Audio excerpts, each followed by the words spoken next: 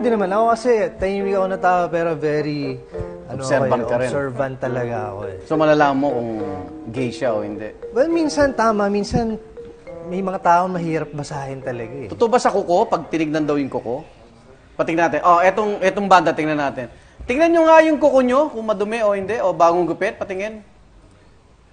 Naku, Diyos ko, may isang umiwalay. May isang umiwalay. Oo.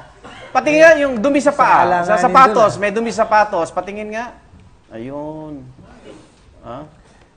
Naku, talagang mihiwalay isa. Consistent, ha? Consistent. Oh. Pero ikaw ba mismo may mga kasama ka tapos ganda ng katawan sa gym, ha? Pero Becky pala.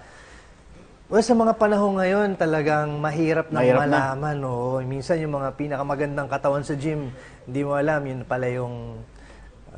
Becky. Bakla. Diba? Hindi mo naman masasabi ngayon eh. Kasi hindi na uso yung dadamit babae. Uso ngayon yung pagandahan ng katawan. Mas may abs pa nga sila eh. Oo, ganun. O punta tayo sa ibang usapin tungkol sa LGBT. Si House Speaker Pantaleon Alvarez tutulak daw na maging legal ang same-sex marriage sa ating bansa. Pabor ka ba rito, Dennis? Well, para sa akin, wala naman ako nakikitang problema dyan. Kasi...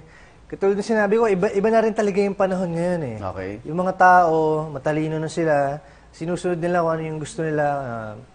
Lalo na pag na-inlove sila, di ba? Tapos na-inlove sila sa same sex. Ay, hindi. Pwede naman sabihin. Tayo nga, hindi nila pinapakialaman din eh.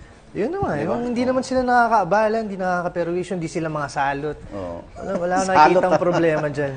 Okay, ang kauna-una naman nating transgender congresswoman sa Pilipinas, si Congresswoman Geraldine Roman, taga Bataan yan.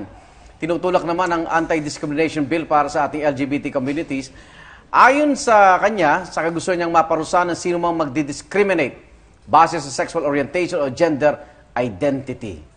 May mga kaso kasi mga establishment, minsan pag naka-cross-dress, di ba, hindi pinapapasok. Yes. O kaya, marami pa rin po sa ating mga kaibigan na nakakaranas pa rin sa mga homophobic kung tawagin ng bullying. O anong, pabor ka ba doon na may batas na discrimination pero sa LGBT community?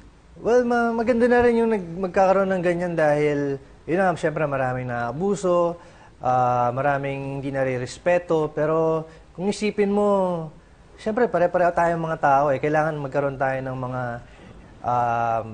pantay-pantay na karapatan bawat isa. So, tama lang yun. Okay, supportan natin yan.